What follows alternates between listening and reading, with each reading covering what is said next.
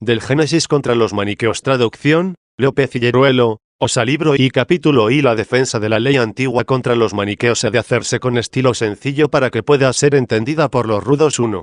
Si los maniqueos eligen hombres a quienes puedan engañar, nosotros elegiremos también palabras propias para responderles.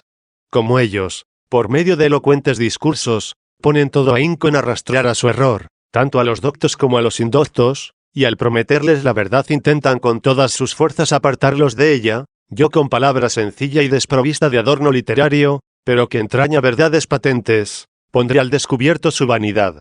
Sobremanera me agrada el parecer de ciertos cristianos versados en las ciencias liberales, los cuales habiendo leído otros libros que publiqué contra los maniqueos, notaron que en absoluto o difícilmente podían ser entendidos por el vulgo y, por lo tanto, con suma benevolencia me suplicaron que no abandonase el estilo vulgar, si pensaba arrancar de las inteligencias indoctas aquellos errores tan perniciosos, porque el estilo llano y común lo entienden también los instruidos, pero el retórico no lo entienden los rústicos.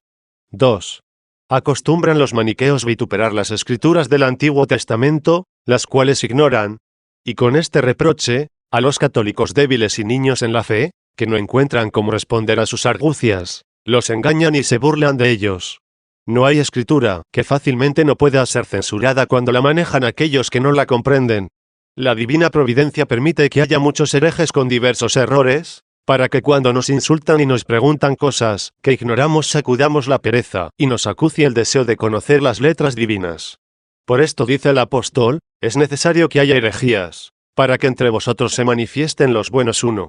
Son buenos para Dios aquellos que pueden enseñar rectamente, mas no pueden darse a conocer a los hombres sino cuando enseñan, pero no quieren instruir sino a los que quieren ser instruidos. Muchos, si no fuera por las molestias y afrentas que reciben de los herejes, las cuales les sirven para despertarlos del sueño, para echarles en cara su impericia y para hacerles ver que naufragan en la fe sin la ciencia debida, serían perezosos para buscar la verdad. Los hombres que están firmes en la fe no se doblegan ante los herejes. Al contrario, buscan por todos los medios argumentos con que replicar. A estos Dios no abandona. Como peticionarios, reciben. Como investigadores, encuentran. Como pordioseros, hallan las puertas abiertas. 2. Los que desesperan encontrar en la doctrina católica lo que buscan, se entumecen con los errores, pero si con empeño continúan buscando, después de grandes trabajos, fatigados y casi medio muertos, vuelven a beber en la misma fuente de la que se alejaron. Capítulo 2 se vindica contra los denigrantes que hacía Dios antes de la creación del mundo, y de que procedió que súbitamente le agradó crear el mundo. 3.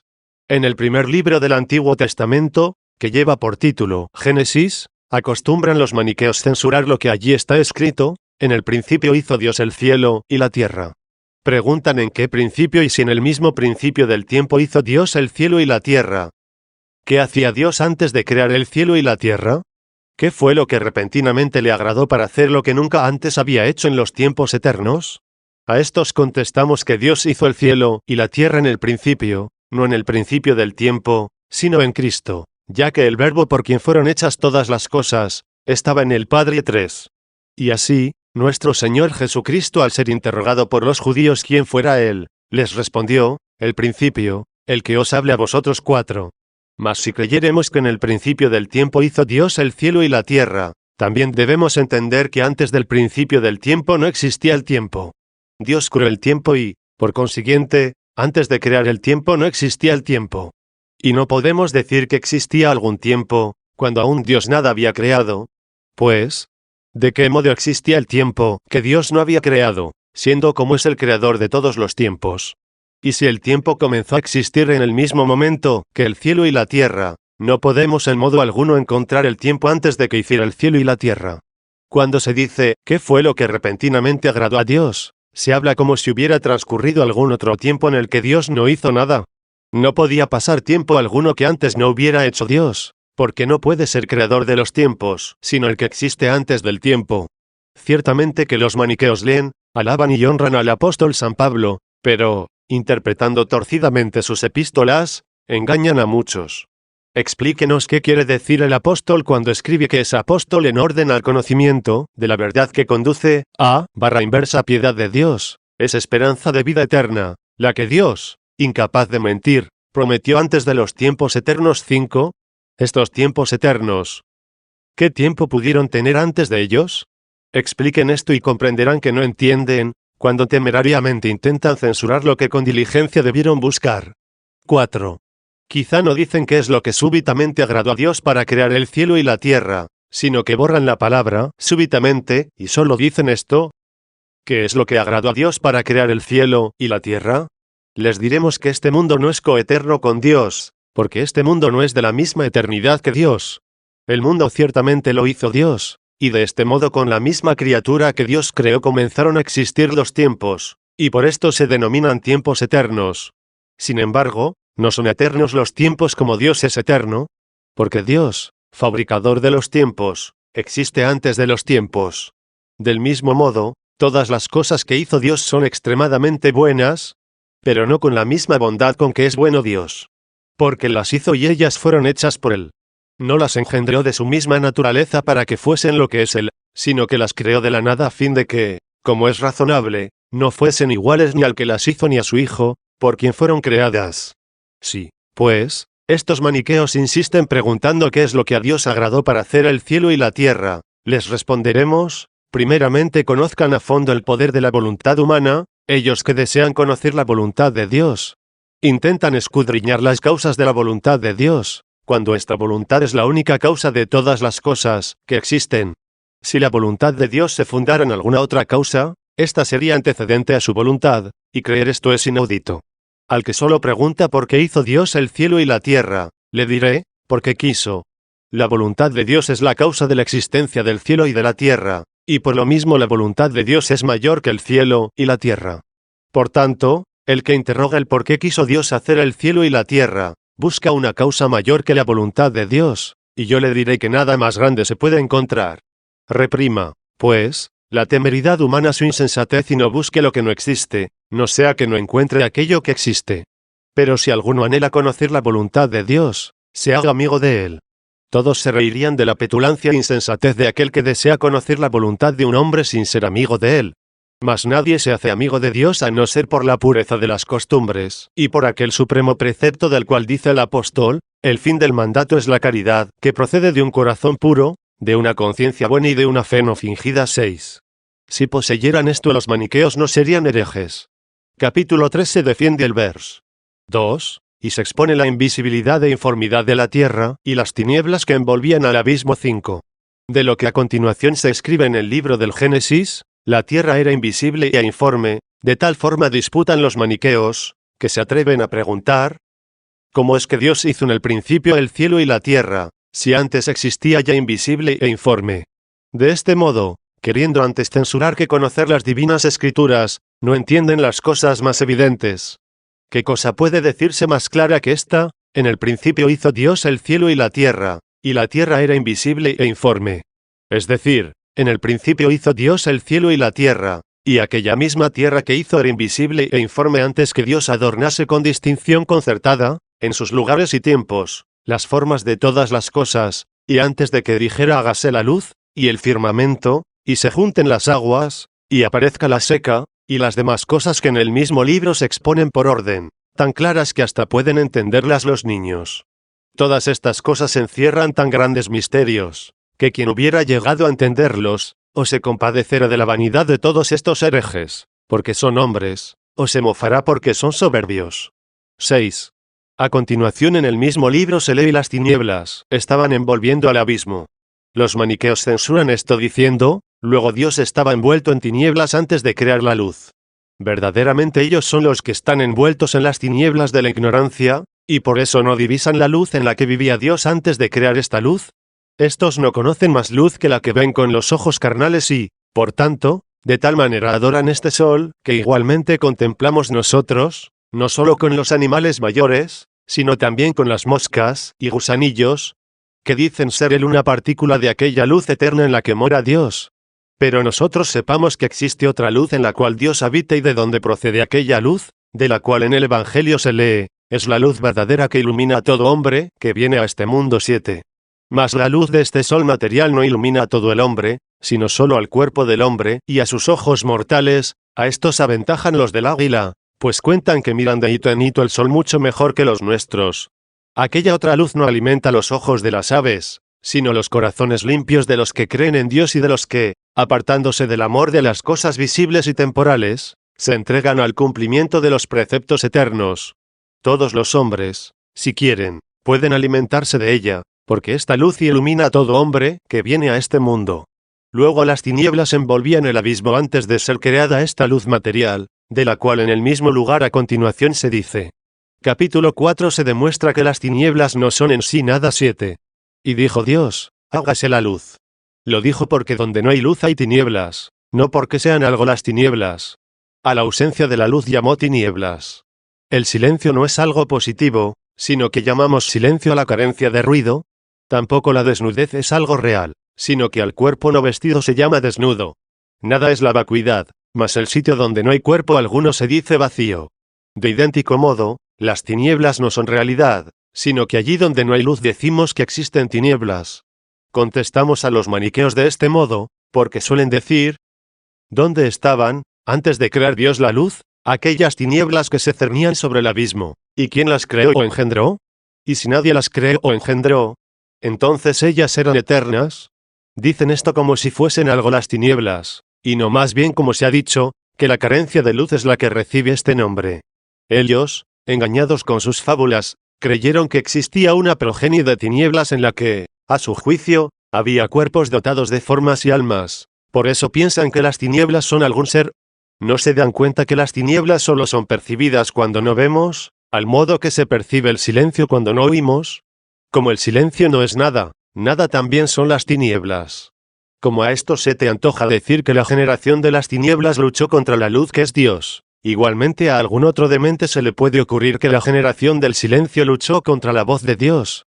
Pero en modo alguno tratamos ahora de refutar y de probar tales simplezas, solo nos hemos propuesto, en cuanto Dios se digne ayudarnos, defender el Viejo Testamento que ellos censuran, y mostrar que contra la verdad de Dios nada vale la ceguera de los hombres. Capítulo V. Como se ha de entender que el Espíritu de Dios era llevado sobre las aguas. 8. Sobre lo que está escrito, y el Espíritu de Dios era llevado sobre el agua, los maniqueos censuran de este modo. Luego el agua era la morada del Espíritu de Dios, y ella encerraba su espíritu. Con mente perversa intentan desquiciarlo todo, y con su maldad se ciegan. ¿Acaso cuando decimos que el sol es llevado sobre la tierra, queremos dar a entender que el sol tenga su morada en la tierra y que la tierra encierre al sol? Sin embargo, el Espíritu de Dios no era llevado sobre el agua, como es llevado el sol sobre la tierra, sino de otra forma singular, que muy pocos entienden. Aquellas aguas no sobrellevaban el Espíritu de Dios por regiones espaciales, como el sol es llevado en la tierra, sino por la potencia invisible de su grandeza. Díganos cómo sobre las cosas que han de ser construidas está la voluntad del artífice.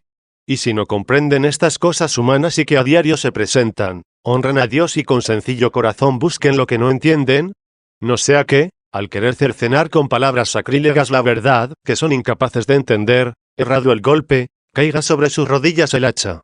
La verdad, que permanece siempre inmutable, no puede ser destruida, y todos los dardos dirigidos contra ella rebotan y se vuelven con mayor fuerza hacia los que se atreven a herirla. Por lo cual debieron primero creer para que merecieran después entender. 9. Después, más atrevidos, preguntan, e insultando interrogan, ¿dónde estaba aquel agua sobre la que era llevado el Espíritu de Dios cuando aún no se había hablado de su creación? Si esto lo preguntasen con reverencia comprenderían cómo había de ser entendido.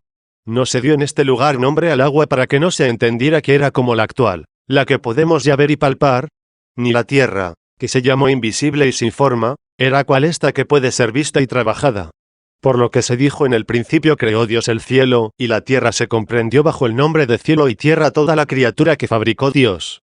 Mas por la debilidad de sus pequeñuelos, que están incapacitados para entender las cosas invisibles, estas fueron llamadas con nombres de cosas visibles.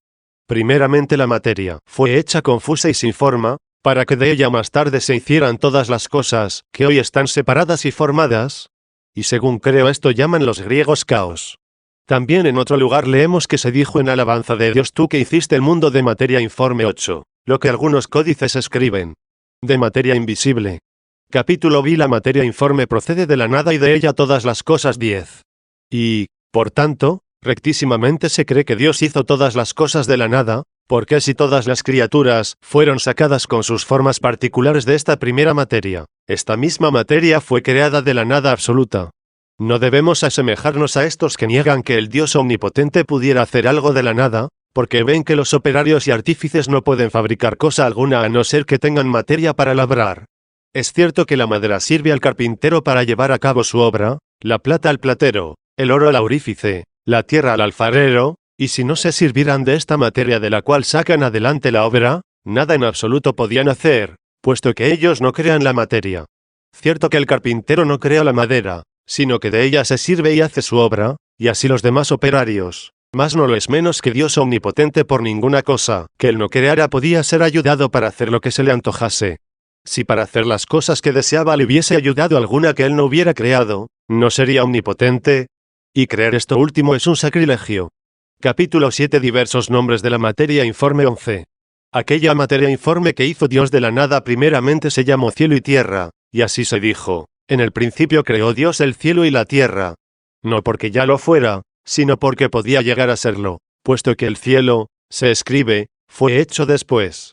Si consideramos la semilla del árbol decimos que allí están las raíces, el tronco, los ramos, el fruto y las hojas, no porque ya aparezcan allí, sino porque allí han de nacer. Así, se dijo, en el principio hizo Dios el cielo y la tierra, como si fuera el semen del cielo y la tierra, estando aún confusa la materia del cielo y de la tierra.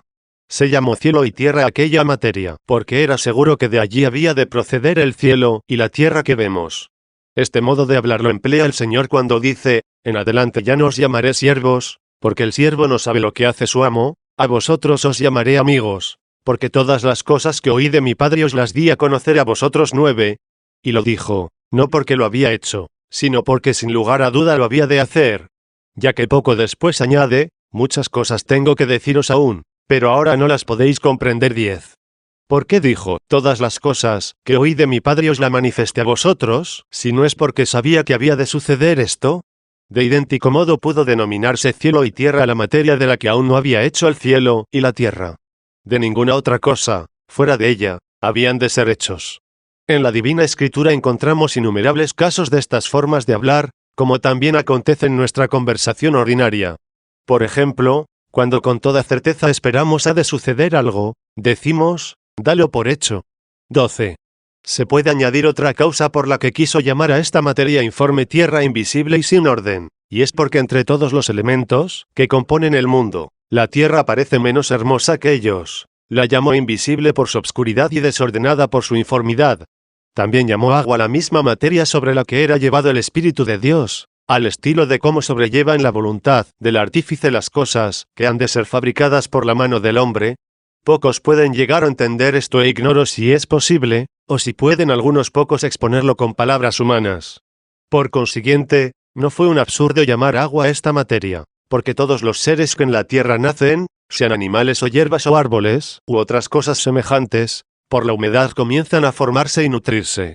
Todos estos nombres de cielo y tierra, de tierra invisible e informe, de abismo y tinieblas, de agua sobre la que era llevado el Espíritu de Dios, son nombres de la materia informe para patentizar a los ignorantes lo incógnito con palabras conocidas.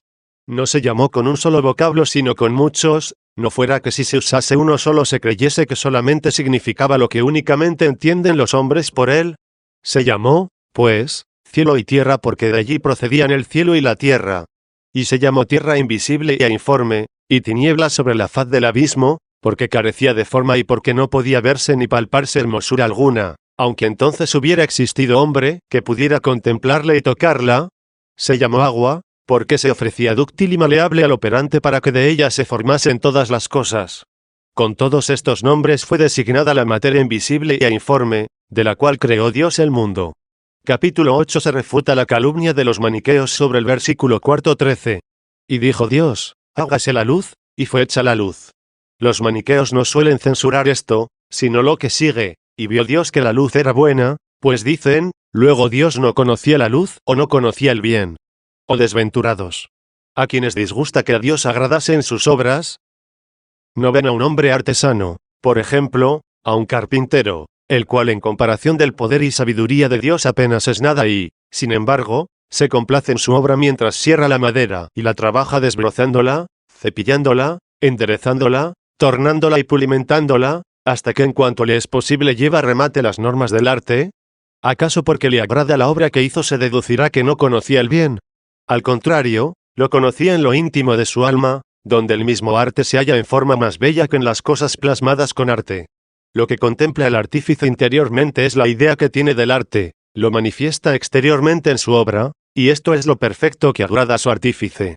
Vio Dios que la luz era buena. Por estas palabras no se entiende que Dios se despojó de los vestidos de luto para engalanarse ante un bien desconocido, sino que se complació por una obra perfecta. 14.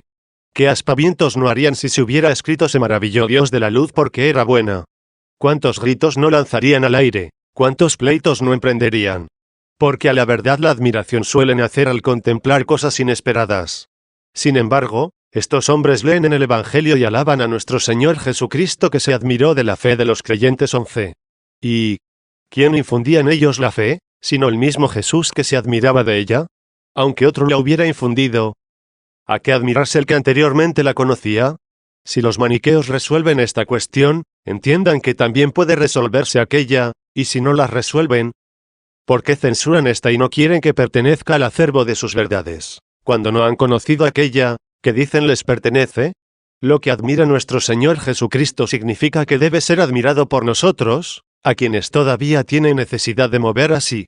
Todas estas afecciones del no son signos de un ánimo conmovido, sino del Maestro que enseña, así son también las palabras del Antiguo Testamento, las cuales no nos muestran a un Dios débil, sino que declaran nuestra debilidad. Ninguna cosa puede hablarse dignamente de Dios. Sin embargo, para que nos alimentemos nosotros y entendamos las cosas, que no pueden expresarse por ningún discurso humano, se exponen con estas palabras, que podemos comprender. Capítulo 9 de cómo hizo Dios las tinieblas, y de lo que se entiende aquí por llamar 15. Y dividió Dios la luz de las tinieblas, y llamó Dios a la luz día y a las tinieblas llamó noche. Aquí no se dijo hizo Dios las tinieblas, porque las tinieblas, como arriba explicamos, son la ausencia de luz y, por tanto, solamente se hizo distinción entre la luz y las tinieblas. Nosotros, hablando, producimos la voz, y estando callados hacemos el silencio, porque el cese de la voz constituye el silencio. Y sin embargo, distinguimos con cierto sentido entre la voz y el silencio, y a una cosa la llaman voz y a otra silencio. Del mismo modo que rectamente decimos que hacemos el silencio, así también con propiedad se dice en muchos lugares de la Divina Escritura que Dios hace las tinieblas, porque no da o aparta la luz en los tiempos y lugares que quiere. Todo esto se dijo para que mejor entendamos las cosas. Porque, ¿en qué lengua denominó Dios a la luz día y a las tinieblas noche? ¿Acaso en la hebrea o en la griega o en la latina, o tal vez en otra? De todas las cosas que denominó puede preguntarse en qué lengua las haya nombrado. Mas en Dios solo hay purísimo entendimiento sin ruido y sin diversidad de lenguas. Lo que se dijo llamó, se entiende hizo llamar, porque de este modo separó y ordenó todas las cosas para que pudieran ser discernidas y tuvieran sus nombres. Mas por ahora dejemos esto y más tarde y en su lugar indagaremos si en realidad de verdad debemos entender de este modo las palabras y llamó Dios. Cuanto más penetramos en la Divina Escritura, y más nos familiarizamos con ella, tanto más se nos descubren sus maneras de hablar. Así, decimos también que tal padre de familias edificó esta casa, esto es, hizo edificar, y al par igual encontramos escritas tantas otras cosas por el estilo en todos los libros de la Divina Escritura. Capítulo X de cómo comenzó y transcurrió el día primero 16. Y fue hecha la tarde y fue hecha la mañana, día primero. También aquí los maniqueos desbarran, creen que esto se dijo para indicar que el día había empezado por la tarde. No entienden que aquella operación por la cual fue hecha la luz, y se dividió la luz de las tinieblas, y se llamó a la luz día y a las tinieblas noche, pertenece toda ella al día. Ni de qué modo después de esta obra, como si se hubiera acabado el día, fue hecha la tarde. Mas porque también la noche pertenece al día, no se dice que pasó un día, sino después de haber pasado la noche, cuando se hizo la mañana siguiente. De este modo se cuentan en adelante los días restantes, de mañana a mañana. Al hacerse ya la mañana, ha pasado un día completo. Comienza, pues, la obra, que se continúa por toda aquella segunda mañana, y después de esta obra se hace la tarde. A continuación vuelve a hacerse la mañana y transcurre otro día. Y así en adelante de igual modo se suceden todos los días restantes. Capítulo 11. División entre las aguas y el firmamento 17. Y dijo Dios: hágase el firmamento en medio del agua, y se divida el agua del agua, y así se hizo. E hizo Dios el firmamento y dividió el agua que está sobre el firmamento y el agua que está debajo de él, y llamó Dios al firmamento cielo, y vio Dios que era bueno. No recuerdo que los maniqueos, acostumbrados a censurar, critiquen este pasaje. Por mi parte, creo que el haber dividido las aguas de tal modo que unas estuviesen sobre el firmamento y las otras debajo de él, puesto que decíamos arriba que aquella primera materia de la cual fueron hechas todas las cosas fue llamada también agua, significa que la materia corporal de las cosas visibles fue separada, por medio de estas palabras, de aquella incorpórea de cosas invisibles, en el firmamento del cielo. Pues siendo el cielo un cuerpo hermosísimo, sin embargo, toda criatura invisible excede en hermosura al cielo, y tal vez por esto se dice que están sobre el cielo las aguas invisibles. Pocos entienden que éstas superen al cielo, no por los lugares que ocupan, sino por la excelencia de su naturaleza. No obstante, acerca de esto temerariamente nada se debe afirmar, puesto que son cosas obscuras y sobrepasan los sentidos del hombre, pero sea lo que fuere de esto, antes de entender estos misterios debemos creerlos. Hecha la tarde y hecha la mañana se completó el día segundo, y ya todas las cosas que se repiten, deben ser entendidas y expuestas como arriba. Capítulo 12 sobre la reunión y formación de las aguas 18. Y dijo Dios: congréguese el agua que está debajo del cielo en un solo lugar, y aparezca la árida, y así se hizo. Y fue reunida el agua que estaba debajo del cielo en un solo conjunto, y apareció la árida, y llamó Dios a la árida, tierra. Y a la reunión del agua le dio el nombre de mar. Y vio Dios que era bueno. En este lugar dicen los maniqueos: si todo estaba repleto de agua, ¿cómo podían congregarse las aguas en solo un sitio? Pero ya les dijimos arriba que con el nombre de agua fue designada aquella primera materia sobre la que era llevado el Espíritu de Dios, y de la que Dios había de formar todas las cosas. Ahora, pues, cuando se dice reúnanse las aguas que están debajo del cielo en un solo lugar, se dice para que aquella materia corporal se forme en el ser, y figura que tienen estas aguas visibles, ya que la operación de reunir las aguas en un solo lugar es la misma formación de estas aguas que palpamos y vemos, porque toda forma tiene que reducirse a una norma de unidad. Luego se añade: aparezca la árida. ¿Por qué otro motivo debemos entender que se dijo, si no fue para que aquella materia recibiera la forma visible que actualmente tiene la tierra, que pisamos y vemos? Luego lo que anteriormente era llamado tierra invisible e informe se llamaba también confusión y obscuridad de materia. Y cuando se llamaba agua sobre la que era llevado el Espíritu de Dios también se designaba la misma materia. Ahora, pues, esta agua y tierra se forman de aquella materia, que era denominada con todos aquellos nombres, antes de recibir las diferentes formas que actualmente tiene. No sin motivo se llama mar en la lengua hebrea toda congregación de aguas, sean saladas o dulces. Capítulo 13 se desvanece la cuestión de los vers. 11-13 sobre el por qué produce la tierra plantas nocivas y sin provecho 19.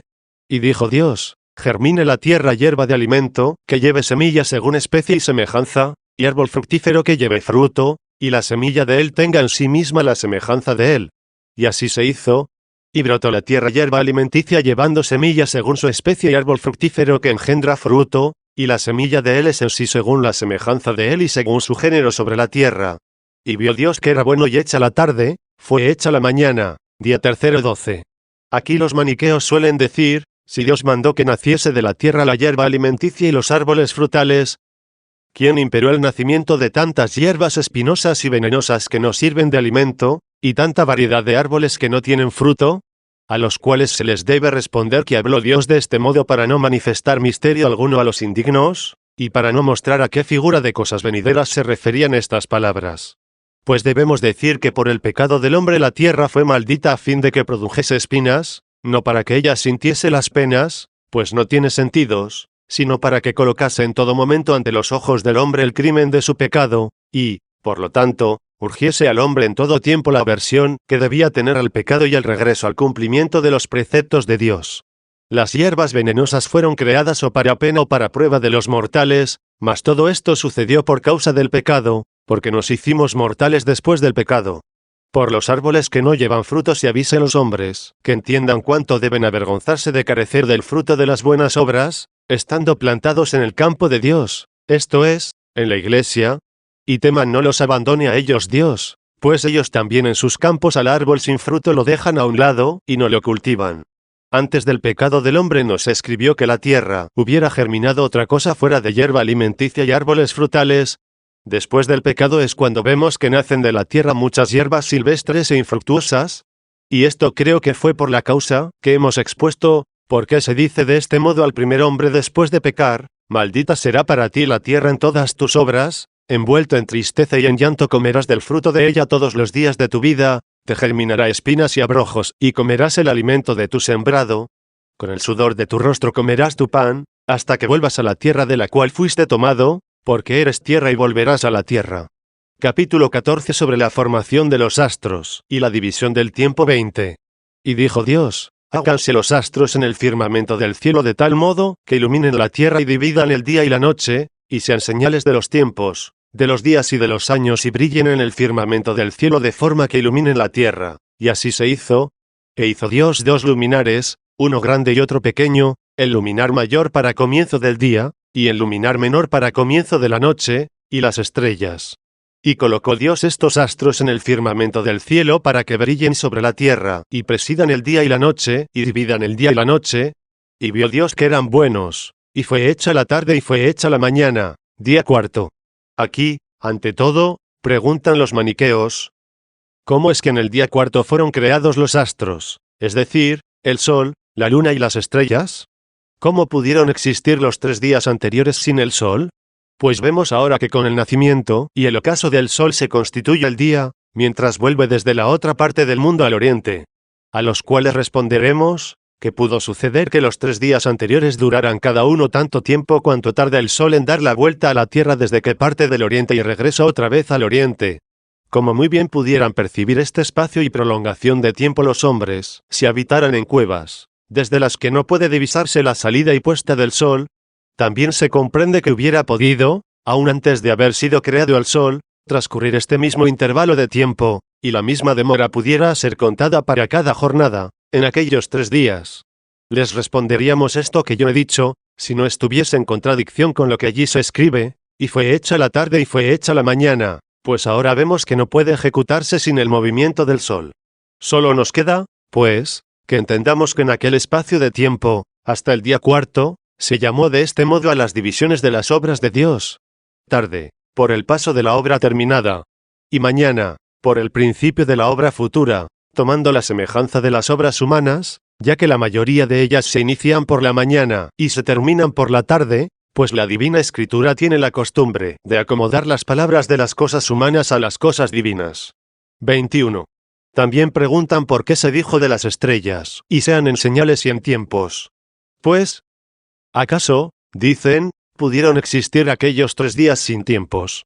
¿O es que estos 3 días no pertenecen a espacios de tiempo? Se dijo en señales y en tiempos para que por estas estrellas se distingan los tiempos, y sean conocidos por los hombres. Si corren los tiempos y no se distinguen por división alguna, y estas divisiones de tiempo precisamente se notan por el curso de los astros, puede ciertamente transcurrir el tiempo y pasar adelante, pero entonces no puede ser entendido ni distinguido por los hombres, de igual modo que pasan las horas, y corren sus espacios cuando el día está nublado, pero no pueden ser distinguidas ni notadas por nosotros. 22. Y lo que sigue: e hizo 2 luminares, el luminar mayor para el principio del día, y el luminar menor para la incoación de la noche. Se dijo esto como si se dijera que los hizo para presidir el día, y para presidir la noche, pues el sol no solamente incoa el día, sino que le recorre y le termina, y la luna se nos presenta a veces a la medianoche o al fin de ella.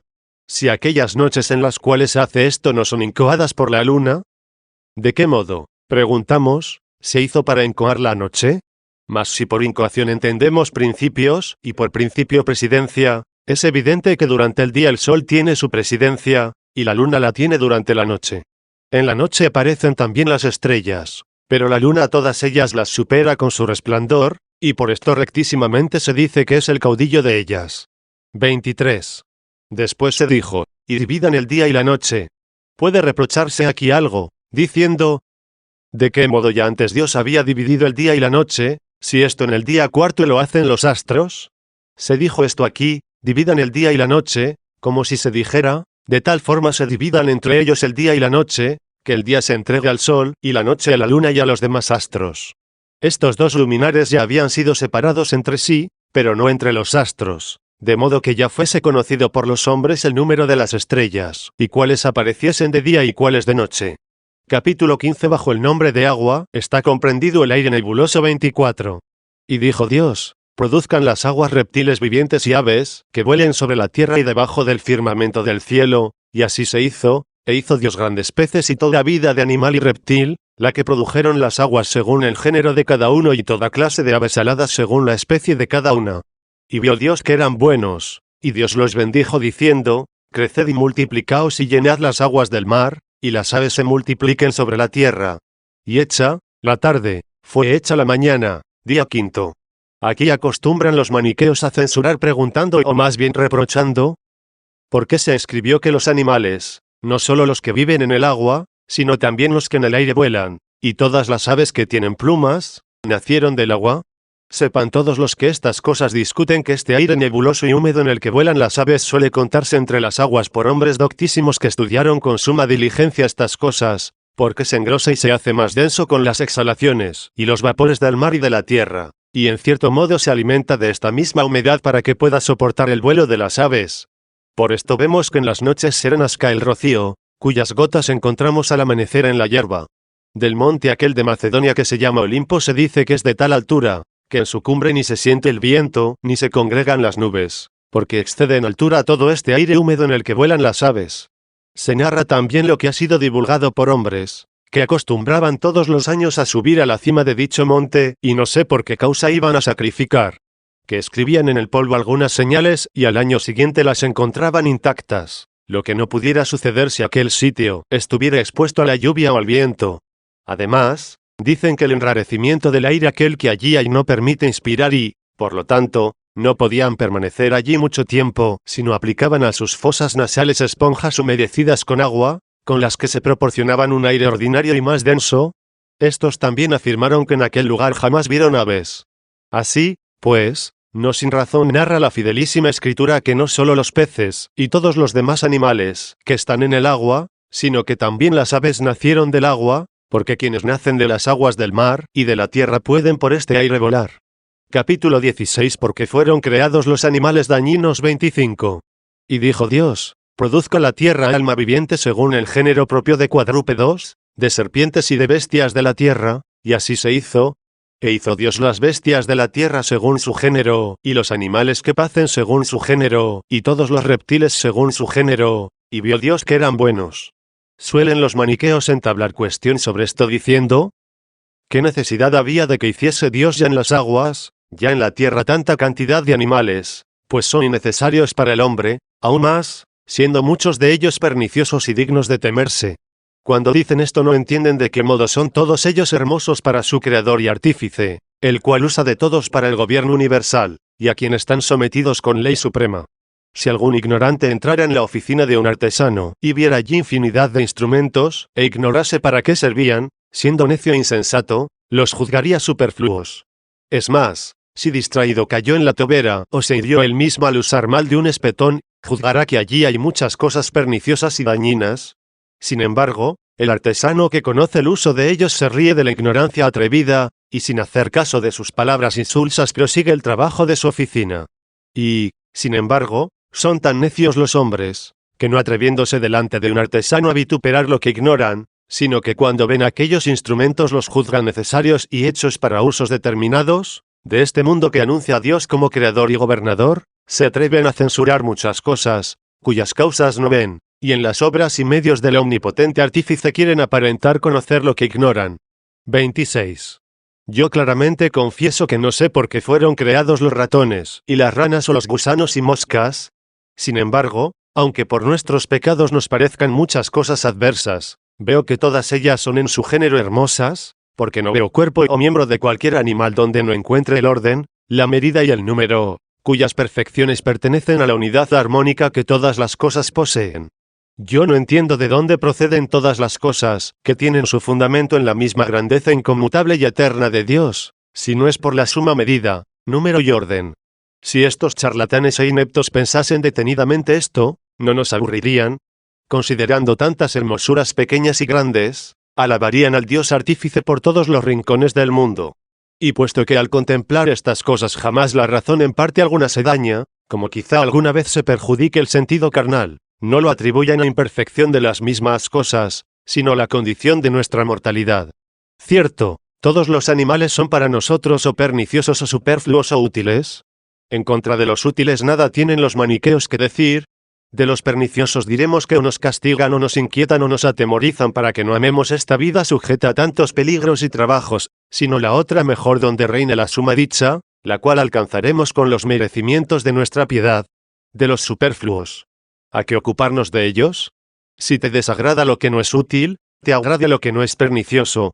Si no son necesarios para nuestra casa, sin embargo por ellos se completa la integridad del universo, la cual es mucho más excelente y excelsa que nuestra casa, o esta casa del mundo el Señor la gobierna mucho mejor que cada uno de nosotros gobierna la suya. Por tanto, usa tú de las cosas útiles, guárdate de las nocivas y despreocúpate de las superfluas. Sin embargo, como ves en todas ellas el orden, la medida y el número, busca al Creador. Pues a ningún otro encontrarás, sino al que es la suma medida, el supremo número y el perfectísimo orden, esto es, a Dios, del cual con absoluta verdad se dijo, que dispuso todas las cosas en medida, número y peso 13. Así tal vez sacarás más fruto cuando alabas a Dios en la pequeñez de una hormiga, que cuando pasas el río sobre el espinazo de un alto jumento. Capítulo 17. Cómo se ha de entender la creación del hombre a imagen de Dios. 27. Y dijo Dios, hagamos al hombre a imagen y semejanza nuestra y tenga dominio en los peces del mar, y en las aves del cielo, y en todos los animales y en todas las fieras, y en toda la tierra y en todos los reptiles, que se arrastran sobre la tierra, y las demás cosas que se narran hasta la tarde y la mañana, con las que se completa el día sexto. Sobre esta cuestión suelen los maniqueos poner el grito en el cielo con vanos e insensatos discursos, y mofarse de nosotros porque creemos que el hombre fue hecho a imagen y semejanza de Dios, pues atienden a nuestra figura corporal y preguntan los infelices: ¿acaso Dios tiene narices y dientes y barbas y entrañas, y todo lo restante que en nosotros es necesario? Con razón, pues, dicen que suponer tales cosas en Dios es ridículo, aún más, es impío creerlo. Por lo tanto, niegan que el hombre fue creado a imagen y semejanza de Dios.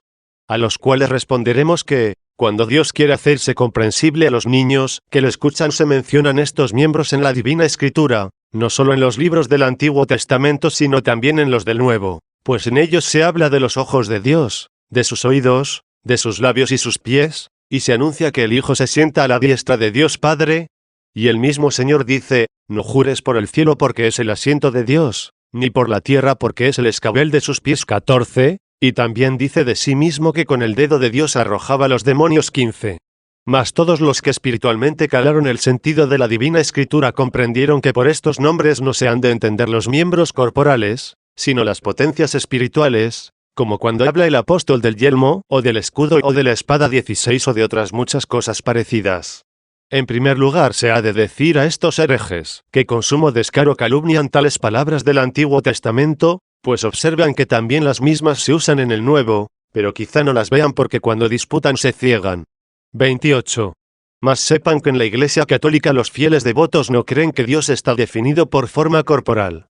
Lo que se dice que el hombre fue hecho a imagen de Dios se entiende del hombre interior donde reside la razón y la inteligencia, por las que domina a los peces del mar, y a las aves del cielo, y a todos los animales y fieras, y a toda la tierra y a todos los reptiles, que sobre la tierra se arrastran. Porque cuando hubo dicho hagamos al hombre a imagen y semejanza nuestra, a continuación añadió, y domina a los peces del mar, y a las aves del cielo, etc. Para que entendiéramos no haber dicho que el hombre fue hecho a imagen de Dios por el cuerpo, sino por aquel poder por el cual somete a las bestias. Pues todos los demás animales están sujetos al hombre, no por causa del cuerpo, sino por el entendimiento que nosotros tenemos y del que carecen ellos. Aunque también nuestro cuerpo de tal modo ha sido formado, que nos indica que somos de mejor condición que las bestias y, por tanto, semejantes a Dios, puesto que los cuerpos de todos los animales, sea de los que en el agua o en la tierra viven o de los que en el aire vuelan, tienen el cuerpo inclinado hacia la tierra y no erguido como está el cuerpo del hombre, por lo que se da también a entender que nuestra alma debe dirigirse hacia lo alto, es decir, debe estar levantada hacia las cosas espirituales eternas. Así precisamente se entiende, atestiguándolo también la forma erguida del cuerpo que, principalmente por el alma, el hombre fue hecho a imagen y semejanza de Dios. Capítulo 18. Poder que el hombre tiene sobre las bestias. 29. ¿Alguna vez suelen decir los maniqueos? ¿De qué modo recibió el hombre el dominio sobre los peces del mar, y sobre las aves del cielo y sobre todos los animales y fieras, cuando vemos que muchas fieras matan a los hombres, y que nos perjudican en los bienes muchas aves a las que deseamos o espantar o coger y las más de las veces no podemos? Según esto, ¿de qué modo hemos recibido el dominio sobre ellas? Aquí primeramente les diremos que yerran sobremanera los que después del pecado ponen los ojos en el hombre, cuando precisamente por pecar fue condenado a la mortalidad de esta vida, y perdió entonces aquella perfección por la cual fue creado a imagen y semejanza de Dios. Si su condenación se considera en cuanto al solo dominio de tantos animales, aunque por la debilidad de su cuerpo puede ser matado por muchas fieras, no obstante, por ninguna es dominado a pesar de que él a tantas y a casi todas domestica. Pero repito, que si esta condenación se refiere solo al dominio de tantos animales, que se ha de pensar del reino que se le promete, por testimonio divino, una vez que él haya sido justificado y renovado. Capítulo 19. Cómo se ha de entender la bendición dada por Dios a los hombres y su multiplicación. 30. Después está escrito, hombre y mujer los creó, y los bendijo Dios diciendo, creced y multiplicaos y engendrad y llenad la tierra. Con toda razón se pregunta, ¿cómo debe ser entendida esta unión del varón y la mujer antes del pecado, y esta bendición por la que se dijo creced y multiplicaos, engendrad y llenad la tierra? ¿Carnal o espiritualmente? Se nos puede permitir entenderla también espiritualmente creyendo que se convirtió después del pecado en fecundidad carnal. La primera unión del varón y la mujer era, pues, casta y estaba acomodada por parte del varón para regir, por parte de la mujer para obedecer. Y la concepción espiritual que tenían de las inteligibles y eternas alegrías llenaba la tierra, esto es, vivificaba el cuerpo y le dominaba, es decir, de tal modo le sometía a su dominio, que no sufría por parte de él contrariedad ni molestia alguna. Lo cual se ha de creer que aconteció así, porque aún no existían los hijos de este mundo antes de que pecasen los primeros padres, porque los hijos de este mundo son los que engendran y son engendrados, como lo dice el Señor cuando enseña que debe despreciarse esta carnal generación en comparación de la vida futura que se promete a los hombres. 17. Capítulo 20. El dominio sobre las bestias se puede entender alegóricamente. 31.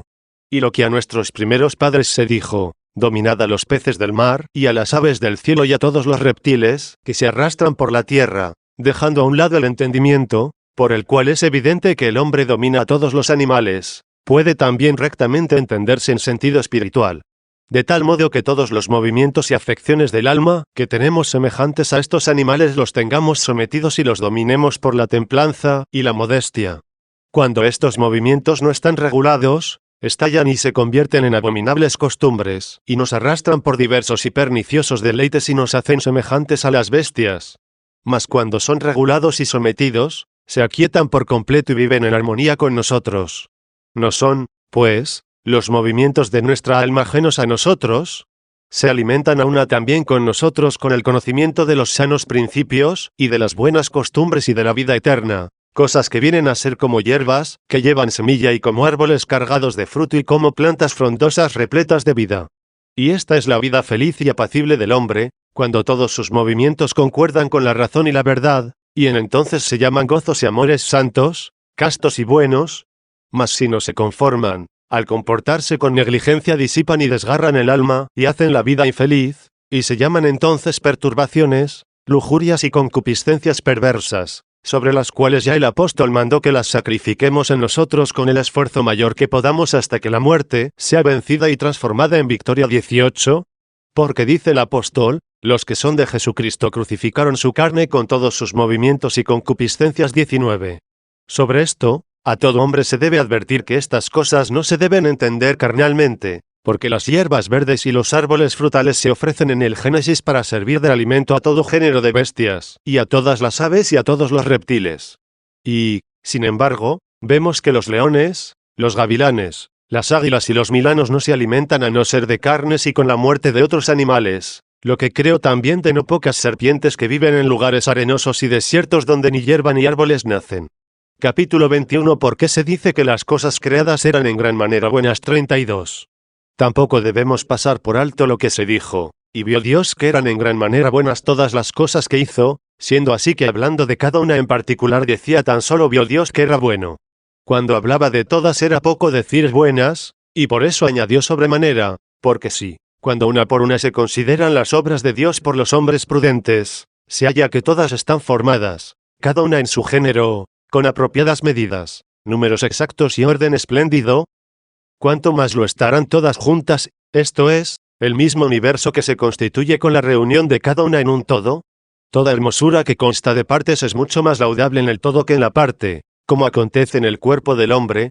Si alabamos solo los ojos, si ponderamos las narices únicamente, si ensalzamos las mejillas, o solo la cabeza, o solas las manos, o solos los pies, o los miembros restantes si son en sí hermosos, a cada uno solamente en particular alabamos. Pero, cuanto más se debe alabar a todo el cuerpo, al que confieren su hermosura todos estos miembros, que son en sí hermosos, de tal modo se la confieren, que una mano hermosa, y que por separado se alaba, cuando está unida al cuerpo, si de él es seccionada pierde su propia hermosura, y los demás miembros sin ella se hacen feos. Tal es la fuerza y poder de la integridad y de la unidad, que siendo muchas cosas buenas, solamente agradan cuando se juntan y forman un algo universal, es decir, un todo completo. La palabra universo deriva su nombre del vocablo unidad.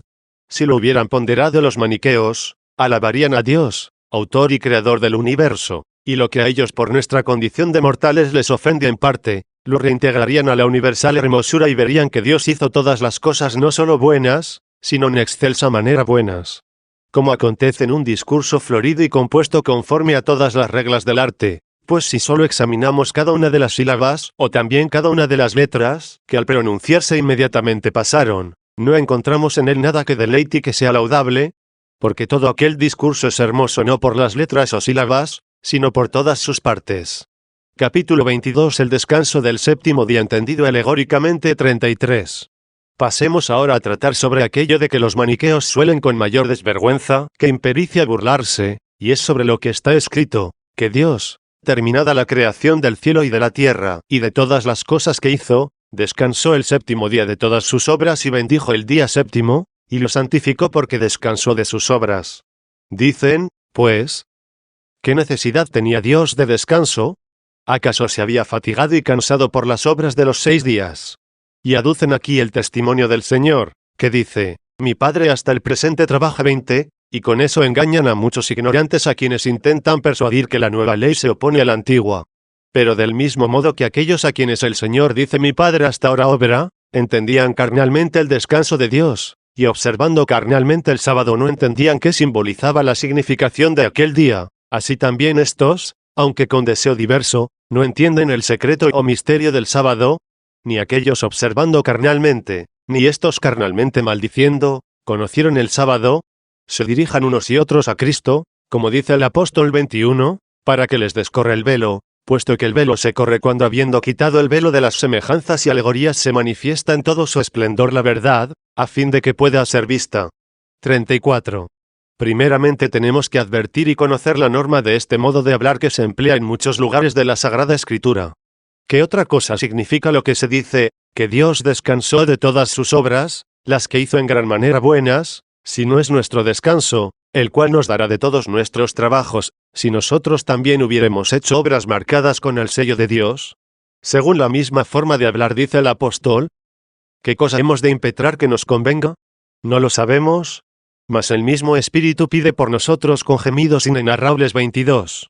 No gime, pues, el Espíritu Santo cuando intercede ante Dios por nosotros como si fuera un indigente o como si padeciera grandes angustias, sino que nos mueve el a orar con ardor, y lo que hacemos nosotros, moviéndonos Él, se dice que Él mismo lo hace.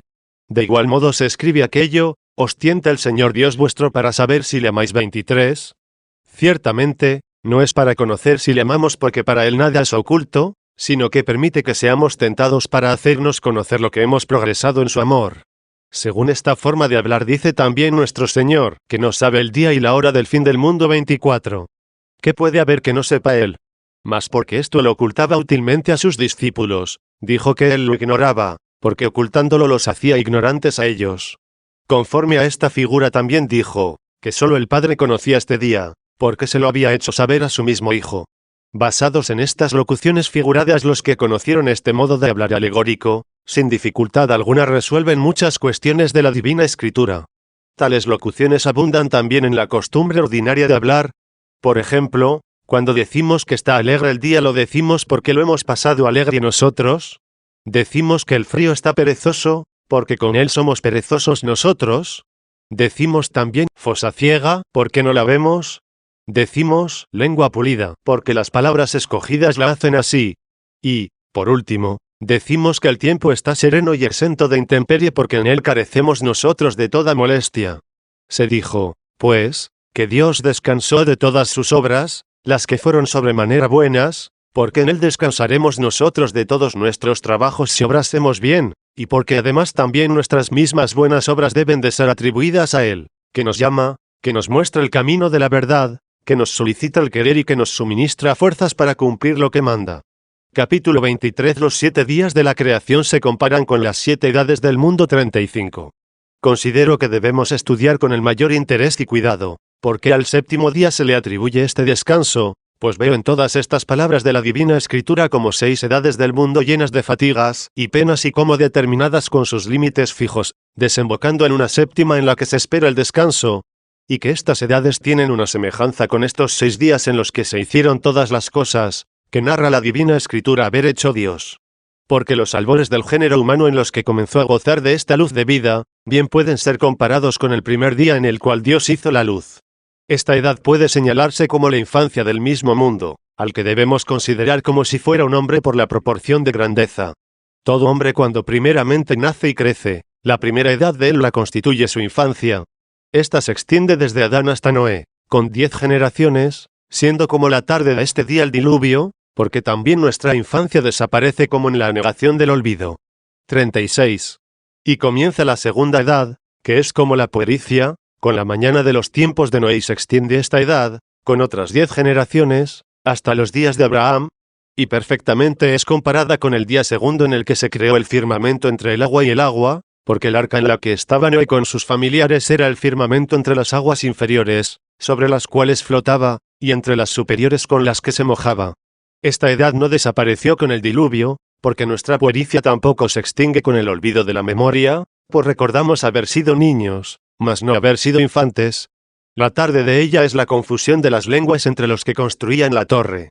Y la mañana siguiente tiene lugar desde Abraham. Mas esta segunda edad no engendró al pueblo de Dios, como tampoco la puericia puede engendrar. 37. Hecha, pues, la mañana desde Abraham, transcurre esta edad tercera semejante a la adolescencia, y muy bien se compara con el día tercero en el que fue separada la tierra de las aguas. Perfectamente está representada esta edad bajo el nombre de mar por todas las gentes, que se hallan sumidas en un error inestable y agitadas con las vanas doctrinas de los simulacros, como de todos los vientos tempestuosos. De esta vanidad de las gentes, y de estos vaivenes del mundo, fue segregado el pueblo de Dios por Abraham, como fue separada la tierra de las aguas, cuando apareció la árida, es decir, la sedienta del rocío celeste de los mandamientos divinos. Este pueblo, adorando a un solo Dios, recibe como tierra regada, para que pudiera dar óptimos frutos, las profecías y los escritos divinos.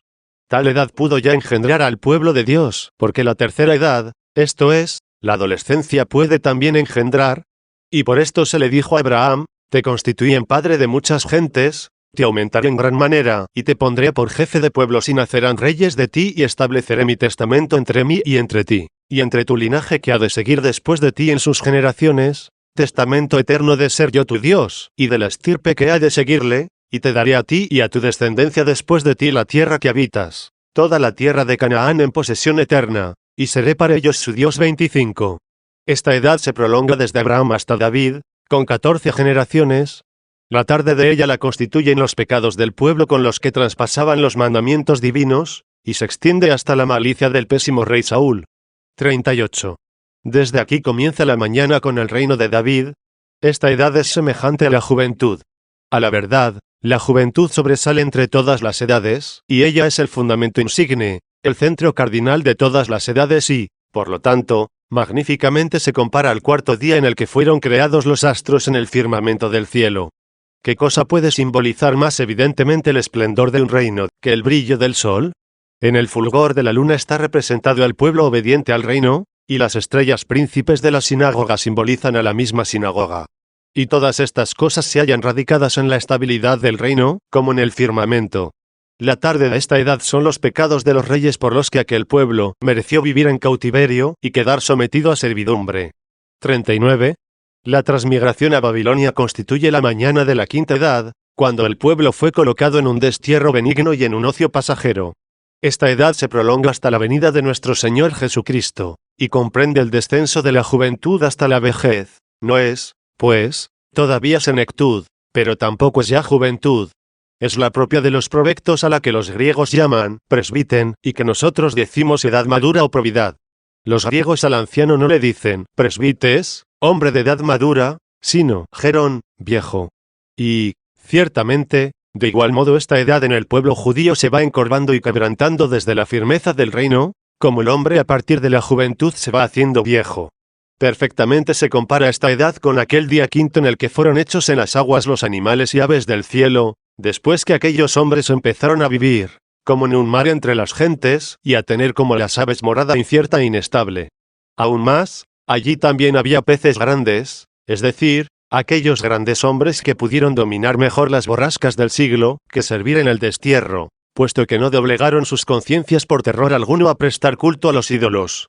Allí también debemos advertir que bendijo Dios a aquellos animales diciendo, creced y multiplicaos y llenad las aguas del mar, y las aves se multipliquen en la tierra, porque a la verdad el pueblo judío desde el momento que fue dispersado entre las gentes se multiplicó sobremanera. La multiplicación de los pecados que tuvo lugar en el pueblo judío es como la tarde de este día, es decir, de esta edad, porque de tal manera se cegó, que no pudo conocer a Jesucristo Señor nuestro. 40. Con la predicación de nuestro Señor Jesucristo termina el día quinto y comienza la mañana del siguiente, día sexto en el que aparece la senectud del hombre viejo, pues en esta edad aquel reino carnal se debilita hasta el extremo, al ser destruido el templo y cesar los sacrificios. Y ahora aquella gente, en todo lo que toca a los valores de su reino, lleva una vida de agonía. Sin embargo, en esta edad como en la decrepitud del hombre viejo nace el hombre nuevo que vive ya espiritualmente. En el sexto día, pues, había de decirse produzca la tierra ánima viva, porque en el quinto día se había dicho produzcan las aguas, no ánima viva, sino reptiles de almas vivientes, porque los cuerpos son reptantes, y todavía aquel pueblo en este quinto día servía la ley, estando en el medio del mar de los gentiles, con la circuncisión carnal y los sacrificios. Llama, pues, a esta creación alma viva por la que comienzan los hombres a desear la vida eterna. Las serpientes y las bestias que produce la tierra significan los gentiles, que ya creen firmemente el Evangelio, de los cuales se dicen los Hechos de los Apóstoles lo que a Pedro se mostró en aquel vaso 26, mata y come. Como él dijese que eran cosas inmundas, se le respondió, lo que Dios purificó no lo tendrás tú por inmundo 27. Entonces fue hecho el hombre a imagen y semejanza de Dios, al par que en esta sexta edad nace en carne nuestro Señor del que se dijo por el profeta, es hombre y ¿quién le conoce? Y como en aquel día fueron creados el hombre y la mujer, así también en esta edad lo fueron Cristo y la Iglesia. También en aquel día se le da al hombre el gobierno de las bestias y de los reptiles, y de las aves del cielo, al par igual que Cristo en esta edad rige las almas de los que obedecen a su voz y que vinieron a su Iglesia, parte procedente de la muchedumbre de las gentes y parte de entre los judíos, para que por él fueran los hombres domeñados y amansados ora los entregados a la concupiscencia de la carne como las bestias. Ora los cegados por una curiosidad tenebrosa como las serpientes, ora los envanecidos con la soberbia como las aves. Y como en aquel día se alimentan el hombre, y los animales que con él están, de hierbas cargadas de semilla, de árboles frutales y de plantas pletóricas de vida, así en esta edad el hombre espiritual, cualquiera que sea buen siervo de Cristo, y le imite lo mejor que pueda, auna con el mismo pueblo, es nutrido espiritualmente con los alimentos de las santas escrituras y con la ley divina, aparte para conseguir la fecundidad de los razonamientos y discursos, que es como alimentarse de hierbas seminales, aparte para utilidad de las costumbres en el trato humano, que es como alimentarse de árboles frutales, aparte para robustecer la fe, la esperanza y caridad con miras a la vida eterna, que es como alimentarse de hierbas opulentas, es decir, pletóricas de vida, a las que ningún fuego de tribulaciones puede resecar. El hombre espiritual se nutre de tal forma con estos alimentos de la divina escritura, que puede comprender muchos y grandes misterios. Mas el carnal, es decir, el que todavía es niño en Cristo, como animalito de Dios, se alimenta con ella para creer muchas cosas que aún no entiende. Sin embargo, todos tienen los mismos alimentos. 41. Y es como la tarde de esta edad, que ojalá al llegar no nos alcance, si es que no ha empezado ya, aquella de la que el Señor dijo: ¿crees que cuando venga el Hijo del Hombre, hallará fe sobre la tierra? 28 Después de esta tarde aparecerá la mañana cuando venga el Señor en la claridad de su poder. Entonces descansarán con Cristo de todos sus trabajos aquellos a quienes se dijo: sed perfectos, como vuestro Padre que está en los cielos. 29. Estos hombres ejecutan en la tierra obras en gran manera buenas, y después de haber hecho tales obras esperarán el descanso en el día séptimo, el cual no tiene tarde. De ninguna forma se puede explicar con palabras de qué modo creó y constituyó Dios el cielo y la tierra y toda la criatura que salió de sus manos. Mas esta exposición que hace la Escritura, ordenada por días, de tal modo indica ser como la historia de las cosas hechas, que al mismo tiempo hace notar de manera especial la predicción de hechos futuros. Capítulo 24 ¿Por qué son desiguales las 7 edades del mundo? 42. Pero si alguno se inquieta porque al explicar estas edades del mundo solo anotábamos en las 2 primeras 10 generaciones, y 14 en cada una de las 3 siguientes, y en la sexta ninguna 30, le será fácil advertir que cada hombre en las 2 primeras edades de él, en la infancia y en la puericia, vive solo con los sentidos del cuerpo, los cuales son 5, vista, oído, olfato, gusto y tacto, y este número 5 se haya duplicado como duplicado está el sexo humano, masculino y femenino, de donde procedieron aquellas generaciones, y el número 5, como dije, duplicado compone el número 10, mas desde la adolescencia y en adelante, cuando ya empieza a prevalecer la razón en el hombre, se unen a los 5 sentidos el conocimiento y la acción con los cuales administra y gobierna la vida, y así ya comienza a existir en él el número séptimo, el que, igualmente duplicado por el doble sexo, constituye el número 14, que parece y se muestra en toda su perfección en las 14 generaciones, que forman las 3 edades sucesivas, como la de adolescente, la de joven y la de anciano. La edad de la vejez, como en nosotros, no está definida por algún determinado número de años, sino que después de aquellas 5 edades, viva lo que viviere cada uno, viene ella y se la llama senectud. Lo mismo sucede en esta sexta edad del mundo, en la que no aparecen generaciones, para que esté oculto el día último del tiempo, del cual manifestó el Señor que convenía útilmente estar oculto. 31. Capítulo 25 Sublime alegoría de los 7 días aplicada a la vida del hombre. 43. También tenemos nosotros en las buenas obras y en la vida justa como 6 días distintos, después de los cuales debemos esperar el descanso. El primer día lo constituye la luz de la fe, cuando primeramente cree cada uno las cosas visibles, por cuya fe se dignó aparecer visiblemente el Señor. El segundo día es como el firmamento de la doctrina, por el cual el hombre divide lo carnal de lo espiritual, así como se dividieron en el firmamento las aguas inferiores de las superiores. El día tercero es aquel en el que tiene ya el hombre su mente capacitada para producir frutos de buenas obras, y, por tanto, se aparta del pecado y del oleaje de las tentaciones de la carne, como la tierra seca fue apartada de las tempestades del mar, para que ya pueda decir, con la mente sirvo a la ley de Dios, mas con la carne a la ley del pecado. El cuarto día es aquel en el cual el hombre distingue y se ocupa, en aquel firmamento de doctrina, de los conocimientos espirituales, y ve cuál sea la inconmutable verdad, la que como sol brilla en el alma, y contempla de qué modo el alma se hace participante de aquella misma verdad, y cómo, del modo que la luna ilumina la noche, comunica al cuerpo orden y hermosura. Y ve de qué forma todas las estrellas, es decir, los conocimientos espirituales titilan y fulguran, como, en Roche, en la oscuridad de esta vida. Con el conocimiento de estas cosas, que ofrece fuerza más poderosa, comienza a obrar el hombre en el día quinto en los negocios turbulentos del mundo, como en aguas del mar, en beneficio de la fraterna sociedad, y produce de las acciones corporales que a este mismo mar pertenecen, es decir, a esta vida, reptiles de almas vivientes, esto es, obras que aprovechen a las almas vivas, y grandes cetáceos, a saber, poderosísimas obras contra las que el oleaje del mundo se estrella y doblegue, y aves del cielo, es decir, voces mensajeras de las cosas celestiales. En el sexto día se le dice al hombre que engendre alma viva de la tierra, es decir, de la misma estabilidad de su pensamiento donde engendra los frutos espirituales, esto es, los santos pensamientos. Asimismo se le dice que gobierne todos los movimientos de su alma, para que haya en él alma viva, es decir, alma que sirva a la razón y a la justicia, no a la inconsideración y al pecado. También aquí se dice hágase el hombre a imagen y semejanza de Dios, varón y mujer, a saber, inteligencia y acción, con cuya unión llenará la tierra de frutos espirituales, es decir, someterá a su carne. Y por último se dicen las demás cosas de que hablamos al tratar anteriormente sobre la perfección del hombre. En estos como días que hemos anotado, la tarde está representada en la misma conclusión de cada una de las obras, y la mañana en la incoación de las siguientes. Después de las obras en gran manera buenas de estos como 6 días, espera el hombre el descanso eterno y comprenda qué cosa sea aquello, descansó Dios en el séptimo día de todas sus obras. Así como dijimos que Dios obra en nosotros todos los bienes, porque nos manda a obrar a nosotros, por esto con toda rectitud se dice también que Dios descansa porque después de todas estas obras nos hará descansar a nosotros. Y del mismo modo que con propiedad se dice que el padre de familia se edifica la casa, siendo así que esto no lo hace él con su propio esfuerzo, sino con el de aquellos siervos a quienes impera, así también se dice con toda exactitud, que descansa Dios de todas sus obras cuando después de terminar la casa permite que descansen y gocen de agradable quietud aquellos a quienes mandaba.